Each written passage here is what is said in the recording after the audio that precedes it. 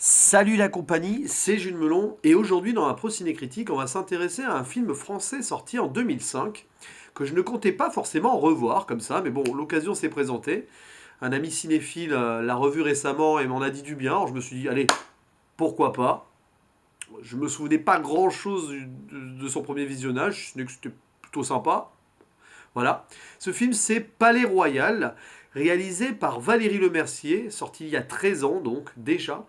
Et oui, le temps passe. Et oui, Valérie Lemercier, qui n'est pas que actrice, qui a aussi fait quelques films derrière la caméra, et ce n'est pas son premier, celui-ci d'ailleurs.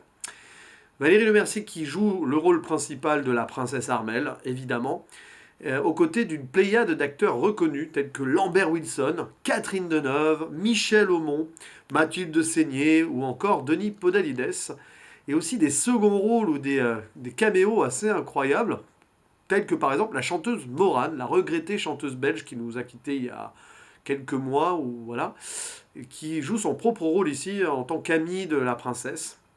Il y a aussi l'entarteur, la Noël Godin.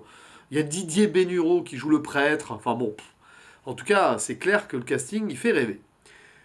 Pour une comédie qui se déroule dans la vie d'une famille royale d'un pays imaginaire, du moins non mentionné, même si c'est la Belgique, hein, c'est évident. Hein. Déjà, il y a Morane, puis à un moment, dans une scène, au fond, on voit le drapeau belge flotter, alors que Valérie Lemercier sort d'une boutique. Et le film a été tourné en Belgique. Voilà, c'est sûrement pour ça qu'il y a un drapeau belge qui, qui se balade, mais bon, s'il a été laissé là, je suis pas sûr que ce soit par mégarde. Enfin bon, bref. Une famille royale qui vit un drame, la mort de leur roi, le roi André qui meurt dans un accident d'hélicoptère. Avec une entrée dans le film comme ça, assez what the fuck, voilà, les funérailles, machin. Puis en fait, on voit lors de l'annonce de sa mort que la famille royale, qui était plus ou moins en vacances à ce moment-là, n'a même pas conscience de la gravité de la situation. À travers ce personnage de Lambert Wilson complètement je m'en foutiste et en gros là pour profiter des plaisirs de la vie. Lambert Wilson qui joue le mari de la princesse Armelle.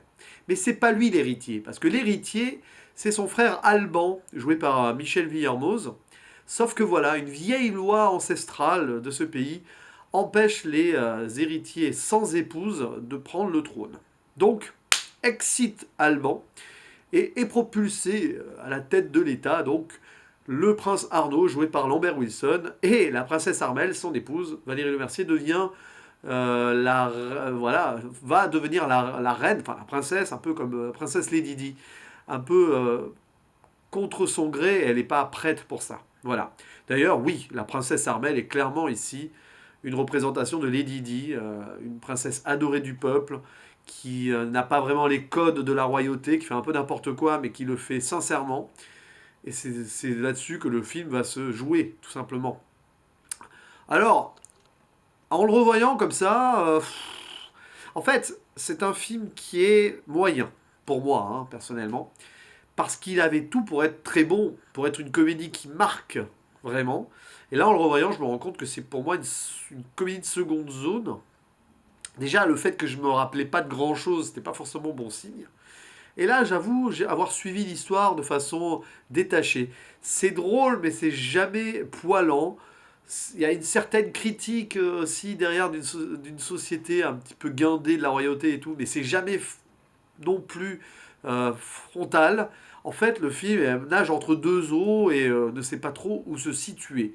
Alors les acteurs sont plutôt bons, il n'y a pas de problème. Valérie Lemercier, elle est vraiment convaincante. Elle fait très bien la Lady Di locale, mais ça donne l'impression de déjà vu et d'aucune surprise surtout. Voilà, elle accède plus ou moins au trône en compagnie de son mari, et puis son mari c'est un gars qui est infidèle et qui se fout complètement d'elle. Alors oui, il y a un message derrière de vengeance qu'elle va essayer de mettre en œuvre pour régler ses comptes avec son mari infidèle et qui la rabaisse tout le temps. Et aussi afin de régler ses comptes avec la belle famille qui la considère comme une moins que rien comme une demeurée, quoi. En tête, la reine Eugénia, interprétée par une Catherine Deneuve qui est dans son confort, avec ce second degré un peu humoristique qu'on retrouve chez elle dans beaucoup de films des années 2000 d'ailleurs. Il y avait ça aussi dans le Astérix chez les Bretons, enfin au service de Sa Majesté, où elle jouait la reine déjà. Enfin, après, je crois. Je crois que c'est après, enfin je sais pas. Enfin, en tout cas, c'est dans ces eaux-là. voilà, cet humour pince sans rire, qu'elle maîtrise bien, il n'y a pas à dire. Et puis avec Lambert Wilson aussi, voilà, vous avez trois acteurs ici ultimes, mais voilà, je les trouve presque sous-exploités dans l'histoire, et je sais pas, je suis ressorti de ce film frustré, parce qu'il y avait vraiment tous les ingrédients pour qu'il soit, si ce n'est extraordinaire, marquant. Pour moi, finalement, il ne le sera pas. Voilà.